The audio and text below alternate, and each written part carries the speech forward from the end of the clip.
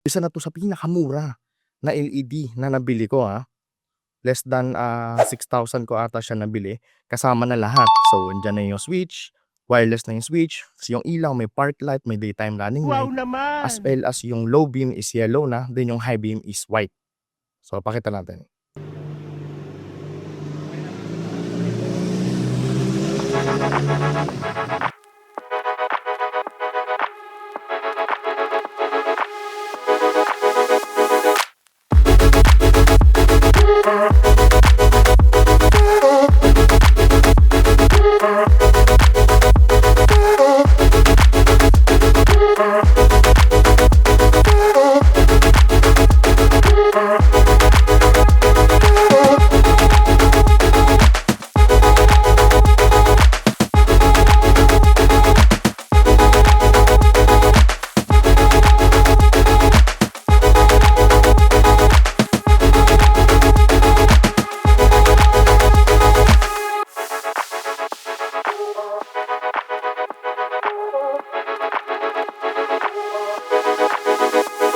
Hey guys, what is up?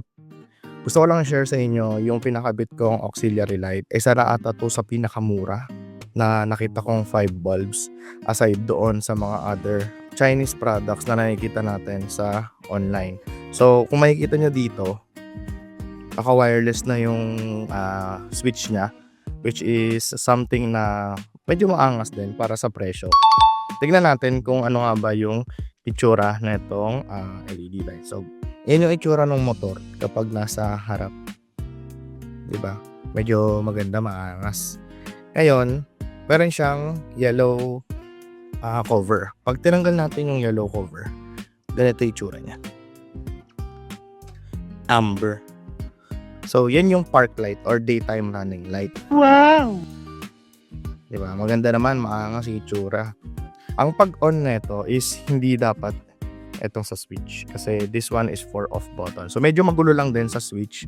Pero once na gamit mo siya, naintindihan mo na siya, madali na lang. So kapag ino-on yung ilaw, this one tayo, nasa right side. Yung merong light button. Yan. So mamaya pakita natin ng konti pag nasa daanan. For now, tignan muna natin yung switch. Diba? Tapos pag pinindot ko ulit, mag-switch siya sa high beam. So medyo masakit sa mata pag tinititigan, nagre-reflect kasi sa sasakyan. Yan, so naka-yellow siya dahil dun sa yellow cover natin. Mamaya tatanggalin ko, mapakita ko yung with and without. Tapos pwede rin siyang combine.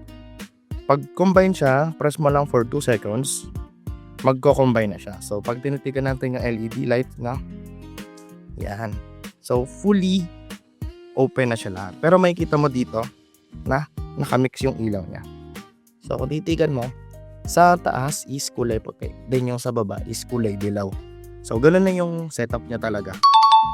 Yung low niya is yellow and yung high niya is white light. So itong on off button is actually modes button agad. So for example, pag pinindot ko tong power button, makikita natin na nagkakaroon agad siya ng modes. So blinking. Pag pinindot ko ulit, switching yung high low natin. Pag pinindot ko ulit, flickering lang siya ng low beam. Then yung pang fourth mode natin is actually left and right. Makita nyo, left, right, left, right. Ngayon, 4 lang yung modes niya. Babalik na ulit siya sa simula. So pagpatay nun is press lang natin. For me, hindi ko naman siya ginagamit. Gusto ko lang naman illuminated yung daanan. Kaya okay na ako dito sa on-off button lang gamit yung second switch. Yan lang siya. High, low, high, low. Ngayon, demonstrate natin kung gaano kalayo yung nai-illuminate niya. Pero isa na to sa pinakamura na LED na nabili ko, Less than 6,000 ko ata siya nabili. Kasama na lahat. So, andyan na yung switch, wireless na yung switch. Kasi yung ilaw, may park light, may daytime running light. As well as yung low beam is yellow na, then yung high beam is white. So, pakita natin. So, kung makikita nyo naman, ito yung regular na light setup, diba? Ganyan yung ilaw, standard. Pag binuksan ko na yung high beam, medyo maliwanag na siya. Kung nakikita nyo lang sa camera. So, tatry ulit natin idaan sa medyo mga madidilim na lugar. Properly illuminated na yung flooring. yung lapag natin. So, yan.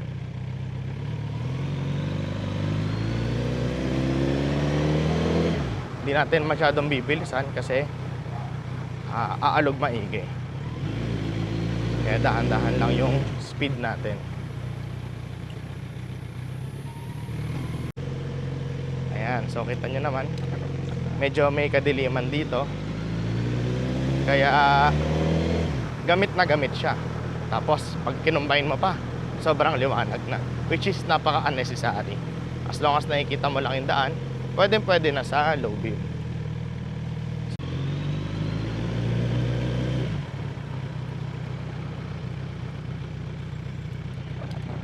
Okay, high beam, low beam, modes,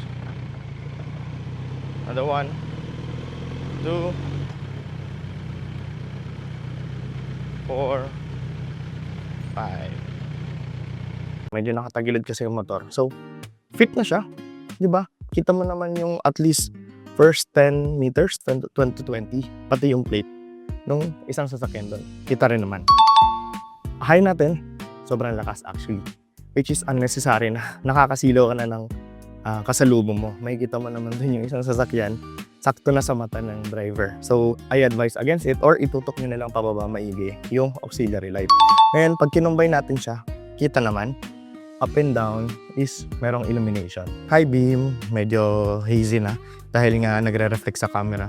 Wala kasi akong CPL na filter sana. Pero kita naman, low, di ba? Oh, pag umaandar, perfect. Okay na siya. Just enough for the price as well as yung purpose niya. Kitang-kita mo yung baba up to 10 to 20 meters. Hindi mo naman kailangan na sobrang maningilaw ka. Then, ito yung upper. This is actually one of the cheapest talaga na nakita ko sa online. Then, pinakabit ko na lang dito sa isang shop na lagi kong pinupuntahan. Ang name ng product nito is Ruihang E500.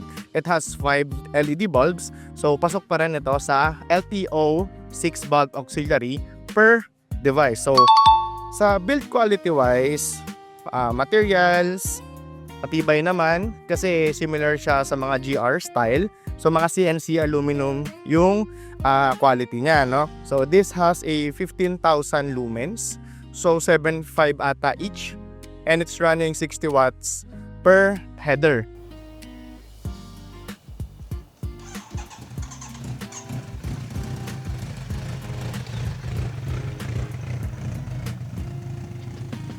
Kita nyo yan, guys.